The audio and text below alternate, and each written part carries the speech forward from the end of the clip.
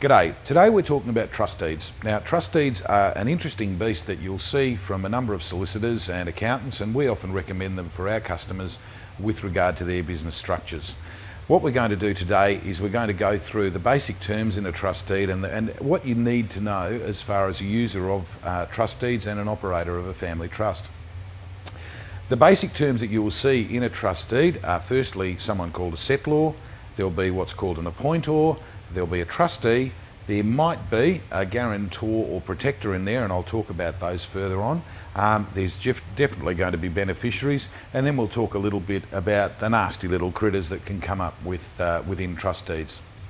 So firstly, when we talk about a settlor, the settlor is the person that actually creates the trust and does that by giving you or the trustee an amount of money, so let's say $10, and they then say, can you look after that for the benefit of you and or your family and or whatever purposes that you're setting the trust up for. They'll sign the trust deed and they will have nothing to do with the trust from then on. One of the things you need to be aware of when you're choosing a settlor or when a settlor is wanting to establish a trust deed for you is that they can never actually be a beneficiary of a trust. They can never receive anything from the trust. They can never receive any benefit in any way, shape or form from the trust. So when I've been settlor for a number of trust deeds for friends, and I don't expect to receive anything from them with that because I'm setting that up for their benefit, not for my benefit. So that should give you a bit of an understanding about the term settlor. The next term that we deal with trust deeds is someone called the appointor. Now, the appointor it's actually the most powerful position within a trust structure. The appointor has the power to appoint and terminate a trustee. So the trustee, which we'll talk about in a minute, but the appointor can, at their absolute discretion, appoint a trustee and say I'm a trustee of a trust fund. They can come to me and say, Matty, you're no longer the trustee, I'm appointing someone else and I am bound by their decision. So when we're looking at the power of appointment, it is a very, very powerful role that is played within the trust, and you need to take care that you appoint someone to the role of appointor in the trust that they're going to actually act in your best interests. There's been a couple of interesting legal decisions in Australia over the last couple of years with regard to the power of appointment. One of the more notable ones was the Rich Star decision, but if you need to find more out about that, either contact us or speak to your lawyer or accountant. But suffice to say, when the appointor is being selected for the trust, you need to take significant care because they have the absolute control at the end of the day with what goes on in the trust. We then come to the position of trustee. Now, with a trustee of a trust, they're the ones that actually operate the trust. And I often explain this to our customers when we're talking about trusts. A trust is like a calculator. It can only do things if people do it on the calculator, punch in the numbers, ask for an answer and all that sort of stuff. So a trustee actually makes the trust operate. They are bound by the rules of the trust deed to, there's things they can do, there's things they cannot do. And you need to make sure, if you're in the position of a trustee, as a trustee of a trust, that you're actually abiding by the rules of the trust. There's been a number of cases, pardon me, over the years where trustees have done things that aren't within the rules of the trust or are very definitely outside the rules of the trust, and they've had a lot of trouble as a consequence of that. One of the other issues too, when you're looking at a trustee, there's a number of choices you can have with regard to trustee.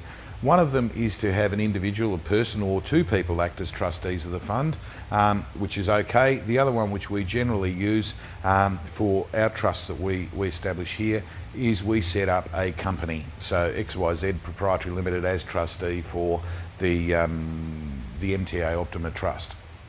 So it can either be a company or a person, a natural person, or a combination of company and or people. We try to keep it as simple as possible, and you need to make sure, obviously, that if you're using a company that it's properly established and all those sort of things. One of the roles and terms that you may see, this is only really in older style trusts, is you will occasionally see a position of what's called a guarantor or protector of the trust. As I said, I haven't seen one for many, many years in trusts, and as I said, they will be generally from trusts from the 1960s, 1970s, very occasionally from the 1980s. A guarantor and protector role was put in there by the settlor, the person who established the trust, as it's sort of like a check and balance on the power of the trustee. So if the trustee wanted to do certain things within the trust within the rules of the trust up to a certain limit, then the guarantor or protector would need to give their okay to it. They'd need to approve it. The problems that we can often have is that when the older style trusts, a guarantor or protector has been put in and that person has subsequently died, then there's no way we can amend or otherwise deal with the trust deed without their approval, and if they're dead they can't give it. So be very, very careful if you're dealing with a trust to make sure that there's no guarantor or protector provisions in there. The money bit in a trust is the beneficiaries. These are the people who benefit from the trust, and these are the people for whose benefit the trust was originally established. So there's generally a couple of types of beneficiaries that you will have. There will be what's called the primary beneficiaries, and they will be the people. It might be with a family trust. It might be mum and dad. It might be two brothers, it might be brother and sister, it might be the kids of a particular family. So they will generally be the primary beneficiaries. Occasionally they're called the principal beneficiaries. And they can also be known as takers in default, but we won't go into that. That's a whole legal issue that we can leave to a later blog. The other ones are what's called general beneficiaries. Now you need to be very, very careful when we're talking about general beneficiaries, because the general beneficiaries are those people in what's called a class who have usually a relationship to the primary beneficiaries. So they might be the kids of mum and dad. It might be the kids and their spouses of mum and dad. It might be the kids, spouses, brothers and sisters, nieces and nephews, up, down, out, round. It can be very broadly defined as to what that class of general beneficiaries constitutes. The other thing that can be in there that you will often see, particularly in more recent trusts, is any companies which the principal beneficiaries or other general beneficiaries have an interest in. Any trusts that the principal or general beneficiaries have an interest in. So the class of beneficiaries can be very, very broadly drawn, and we need to make sure that when we're doing distributions, when the trustee is doing distributions at the end of each year or during the year, that it's to actually a valid beneficiary. Because the other thing that you will see in a trust deed occasionally, or most often, is an excluded beneficiary. So these people are excluded from receiving any benefit from the trust. They will generally be the settlor and any people that the trustee or the settlor doesn't want to receive any benefit from that trust. People can self-exclude, so it might be that you might say that there's a bankrupt in the family and you might exclude them, or if they become bankrupt after the trust has been established, they can actually exclude themselves by setting a notice of exclusion to the trustee. You will also often find in family law issues that one of the departing spouse agrees to become an excluded beneficiary, so they can no longer receive any benefit, direct or indirect, from that trust. So you need to be very aware of the excluded beneficiaries. We actually saw one the other day where one of the principal beneficiaries, who was also the trustee, was actually an excluded beneficiary as well. So it creates a whole level of confusion, and that's where you need to make sure that you take care of how the trust deed is drafted and you get one that's drafted properly. You need to be very aware with the taxation issues regarding trusts. They're many and varied, and I know in Australia at the moment there's a trust law rewrite being promoted. We're not sure what that's going to yield, but it promises to be an interesting next year or so. The other thing, and this is a little bit to do with taxation, but you've got to look at, when you're looking at a trust deed, what actually is defined as income within a trust.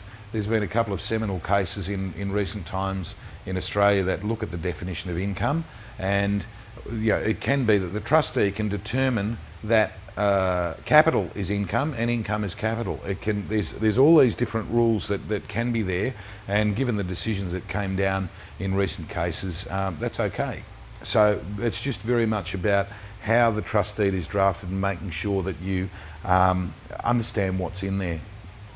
Final issue with succession planning, with deeds, is to do with succession planning.